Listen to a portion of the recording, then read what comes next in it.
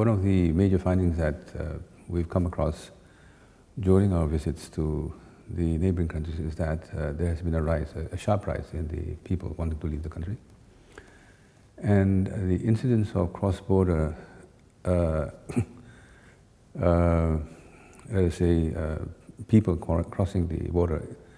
is on that particular strip between North Korea and China. Some cases, there have been incidents of people being repatriated by the authorities on the border, and this is a matter of great concern for the international community and also for the United Nations. And in terms of the principle of non-refoulement, which requires that people seeking refuge in other countries are not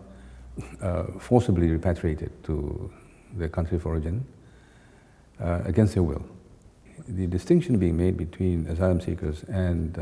economic refugees will need to be determined by a procedure that meets international standards. And therefore it can't be just a unilateral action on the part of any country in returning these people without a considered base in making a determination of their actual status. Distinction being made between asylum seekers and economic. But with regard to the people leaving North Korea, invariably, it has been the case historically that almost all people wanting to leave North Korea are by definition asylum seekers, if only because the general repression that's prevailing there, which affects a whole range of other rights, including economic rights, that are being deprived, and therefore, apart from being economic refugees, there are